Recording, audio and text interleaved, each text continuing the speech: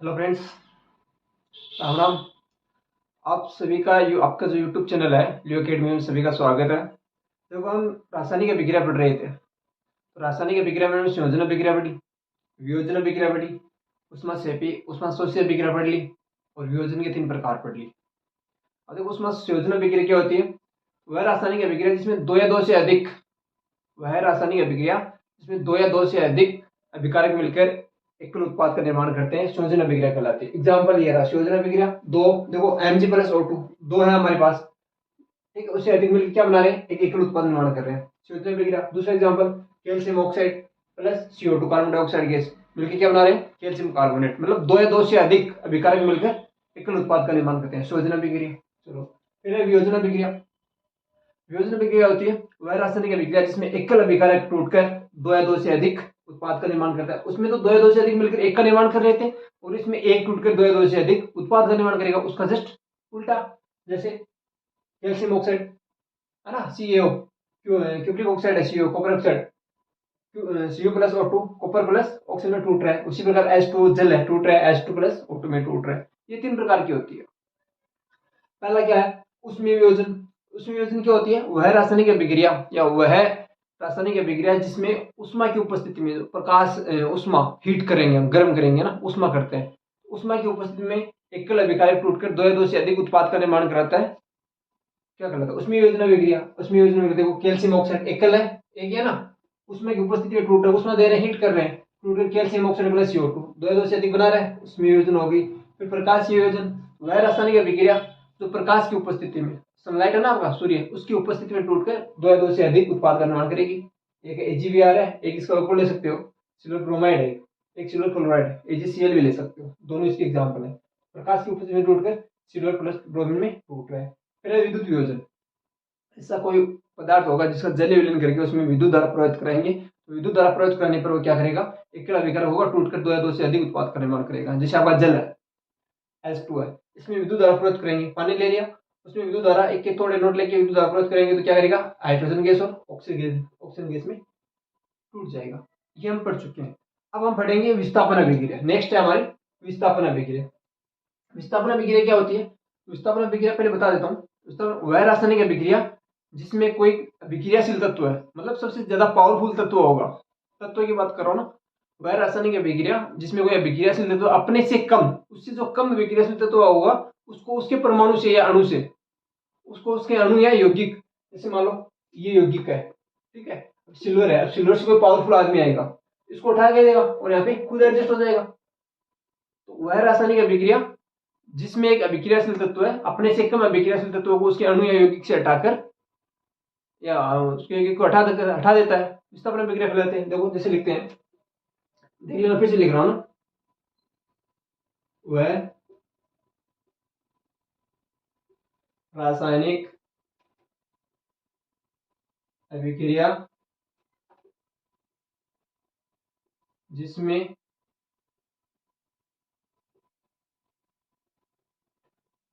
अभिक्रियाशील जिसमें अभिक्रियाशील तत्व है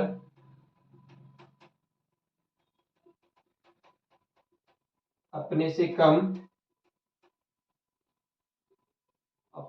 अभिक्रियाशील तत्व को अपने से कम अभिक्रियाशील तत्व को विस्थापित कर देता है, विस्थापित कर देता है, विस्थापन अभिक्रिया कहलाती है। विस्थापन अभिक्रिया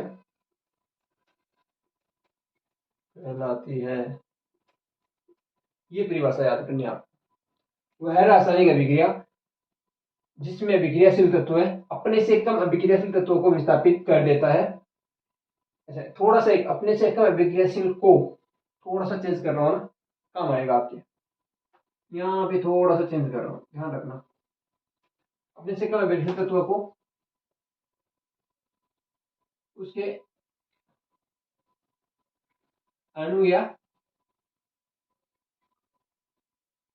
यौगिक से यौगिक से विस्थापित कर देता है। ठीक है, वह रासायनिक अभिक्रिया जिसमें अभिक्रियाशील तत्व अपने से कम अभिक्रियाशील तत्व को उसके अणु या यौगिक से विस्थापित कर देता है, विस्थापन अभिक्रिया कहलाती है। इतना ही याद रखना है, परफेक्ट है। ऐसी परिभाषा लिख दो, एक भी नंबर नहीं कटेगा। फिर से बोल रहा हूँ, वह रासायनिक अभिक्रिया जिसमें एक अभिक्रियाशील तत्व है अपने से कम अभिक्रियाशील तत्व को उसके अणु या यौगिक से हटा देता है या विस्थापित कर देता है, विस्थापन अभिक्रिया कहलाती है। For example copper sulphate, copper sulphate का जो विलयन अगर उसमें आप आयरन डालोगे, ठीक है, आयरन डालोगे, आयरन डालने से क्या होगा, आयरन क्या है, कॉपर को विस्थापित कर देता है, क्योंकि आयरन होता है कॉपर से ज्यादा क्रियाशील तत्व है, आयरन को विस्थापित करके आयरन सल्फेट बना लेगा और कॉपर अलग हट जाएगा। उसी प्रकार कॉपर सल्फेट में आप जिंक डाल दो, कैल्शियम डाल दो, या फिर जिंक क्लोराइड है, ZnCl2 है, जिंक क्लोराइड का विलयन है, उसमें आप अगर कैल्शियम डालोगे, कैल्शियम डाल दे क्या करेगा, कैल्शियम क्लोराइड बना लेगा और जिंक को हटा देगा। पोटेशियम डाल दो। तो इसमें छोटी सी एक चीज और बता रहा हूं मैं, जो सबसे अभिक्रियाशील तत्व है ना, 3-4 उसके नाम बता देता हूँ, ऊपर वाले सबसे अधिक है, उसको कोई विस्थापित नहीं कर पाएगा, वो ध्यान रखिएगा। तो सबसे अधिक क्या होता है, सबसे अधिक अभिक्रियाशील तत्व होता है पोटेशियम, आपका ये ध्यान में रखना है। पोटेशियम का कोई भी कंपाउंड है उसको कोई भी विस्थापित नहीं कर पाएगा। पोटेशियम का बना हुआ है ना, अगर पोटेशियम का कोई भी कंपाउंड बना हुआ है उसको कोई सा भी, जैसे KCl बना हुआ है, K2SO4 बना हुआ है, तो इसके साथ में आप कोई दूसरा तत्व लगा के विस्थापन अभिक्रिया नहीं दर्शा सकते। ठीक है, तो फिर आएगा सोडियम, सोडियम को पोटेशियम विस्थापित कर सकता है, इसके अलावा कोई विस्थापित नहीं कर सकता। फिर आएगा कैल्शियम, ठीक है, फिर आएगा मैग्नीशियम, फिर आएगा एल्यूमिनियम, ये 5 याद रख लेना आप। फिर जिंक आएगा, है ना, ये ध्यान में रखना आपको। अब देखो इसके हिसाब से हम कंपाउंड, इसका एग्जांपल लेते हैं, एग्जांपल देखना आप, ये ध्यान में रखना है, सबसे अभिक्रियाशील तत्व है सबसे अब इसकी विस्थापन अभिक्रिया का एग्जांपल देखते हैं। एग्जांपल क्या होता है, जैसे मान लो मैंने लिया CuSO4 हो गया, अब इसके साथ मान लो मैं मैग्नीशियम ले रहा हूं, अब मैग्नीशियम से ऊपर वाला नहीं है ना इसके पास, ये कैल्शियम है, ये इसको ध्यान में रखना, ये है ना calcium, potassium, sodium, calcium, magnesium और एल्यूमिनियम, ये है। अब देखो कॉपर सल्फेट लिया, कॉपर सल्फेट को मैंने किसके साथ अभिक्रिया करा, मैग्नीशियम से। हमने क्या लिखा, वह रासायनिक अभिक्रिया जिसमें अभिक्रियाशील तत्व है, मैग्नीशियम अभिक्रियाशील तत्व है, अपने से कम, इससे कम है, ये अभिक्रियाशील तत्व है, मतलब इससे कम अभिक्रियाशील तत्व क्या है, कॉपर तत्व को उसके अणु या यौगिक, ये उसका अणु है या यौगिक है, क्या कर रहा है, विस्थापित कर देता है। अब क्या करेगा, विस्थापित कैसे करेगा, ये करेगा, अब मान लो जैसे ये है, इसमें क्या करेगा, ये बनाएगा MgSO4 प्लस, विस्थापित कर दिया ना। सल्फेट किसके साथ था, कॉपर के साथ, मैग्नीशियम आया उसको विस्थापित करके यहाँ पे एडजस्ट हो गया। उसी प्रकार जैसे मान लो आपका ये है, मैग्नीशियम का ले रहा हूं मैं, मैग्नीशियम क्लोराइड। अब देखो मैग्नीशियम जो ऊपर वाली इसको विस्थापित कर सकते हैं, मैग्नीशियम को इसकी यौगिक से, नीचे वाले तो करेंगे नहीं। मैग्नीशियम के साथ कैल्शियम ले सकता हूँ या सोडियम ले सकता हूँ। मान लो मैं कैल्शियम ले रहा हूँ, मैंने कैल्शियम लिया, तो कैल्शियम क्या करेगा, इसको विस्थापित कर देगा, CaCl2 प्लस ये मैग्नीशियम, ऐसे विक्रिया बनेंगे, इसको आपको ध्यान में रखना है। बस क्या बना रहा है, कॉपर सल्फेट है, मैग्नीशियम इसको विस्थापित कर रहा है, क्योंकि देखो पोटेशियम, सोडियम, कैल्शियम, मैग्नीशियम और एल्यूमिनियम ये सर्वाधिक अभिक्रियाशील तत्व है, तो ये विस्थापित कर सकते हैं, इतना ध्यान में रखना है। ठीक है, हो गया।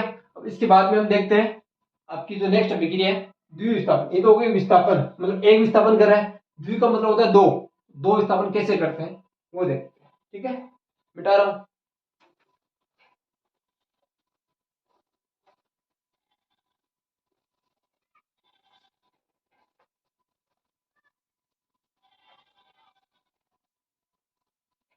जब चैप्टर कंप्लीट होगा तो लास्ट टाइम सभी अभिक्रिया और उसके एग्जांपल, दो एग्जांपल देख लेंगे।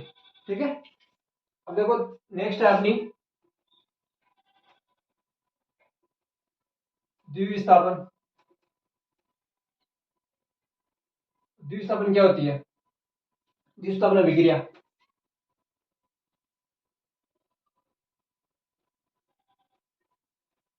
वह, अब देखो पहले बोल देता हूं, वह रासायनिक अभिक्रिया जिसके अभिकारक, वह रासायनिक अभिक्रिया जिसमें अभिकारक के आयन या तत्व है ना, अभिकारक के आयन या तत्व परस्पर आदान प्रदान करते हैं, वह द्विस्थापन अभिक्रिया कहलाती है। देखो लिखेंगे, एग्जाम्पल लेंगे, समझ में आएगा। फिर से बता रहा हूँ, वह रासायनिक अभिक्रिया जिसमें अभिकारक के आयन, अभिकारक होता है ना तीर की चिन्ह वाले पहले, उसका आयन, अभिकारक के आयन परस्पर आपस में एक दूसरे का आदान प्रदान करते हैं, रासायनिक अभिक्रिया करो।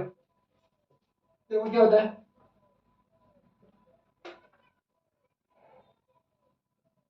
वह रासायनिक अभिक्रिया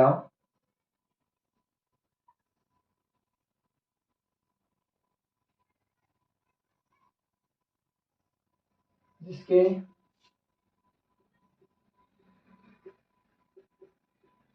अभिकारक के आयन या तत्व है, आयन या तत्व है परस्पर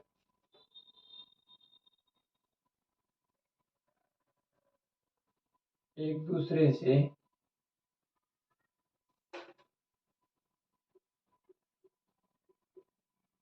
आदान प्रदान,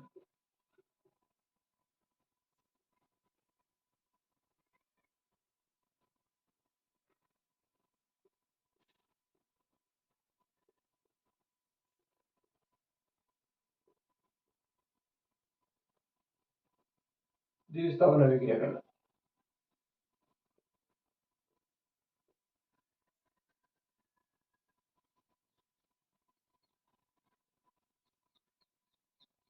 ठीक है, वह रासायनिक अभिक्रिया जिसमें अभिकारक के आयन, अभिकारक होंगे दो, अभिकारकों के आयन, है ना,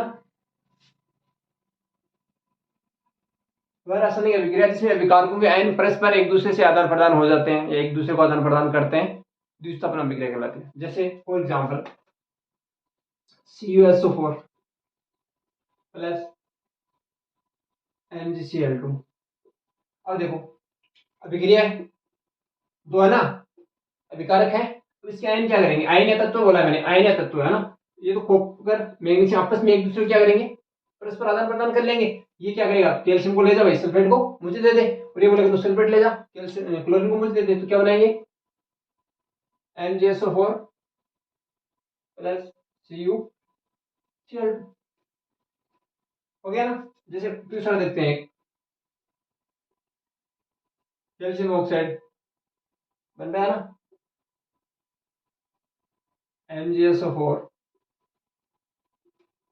क्या बनाएगा MgO प्लस CaSO4 बनाएंगे भाई। तो मैग्नीशियम के साथ पहले सल्फेट, तब क्या आ गया, ऑक्सीजन जुड़ रहे हैं यहाँ पे कुछ भी ले सकते हो आप। जैसे देखो एक और देखते हैं, नेक्स्ट देखते हैं, जैसे NaCl आपका प्लस यहाँ पे लेते हैं क्यूप्रिक ऑक्साइड CO, क्या करेगा CuCl2 प्लस Na2O, बना रहे हैं सब। अब देखो सबके एग्जांपल चेक करो आप, दो हैं आपस में आदान प्रदान हो रहे हैं, सब में हो रहे हैं, इसका भी हो रहा है, इसका भी हो रहा है, इसमें भी हो रहा है और इसमें भी हो रहा है। ठीक है, तो हो जाएगा क्लियर। वह रासायनिक अभिक्रिया जिसमें अभिकारकों के आयन परस्पर एक दूसरे से आदान प्रदान करते हैं, द्विस्थापन अभिक्रिया कहलाती है। ठीक है, अब नेक्स्ट है वो हम अगले दिन नेक्स्ट डे पढ़ेंगे। इतना आपको क्लियर होना चाहिए। ठीक है, आराम से देखना। Okay, bye.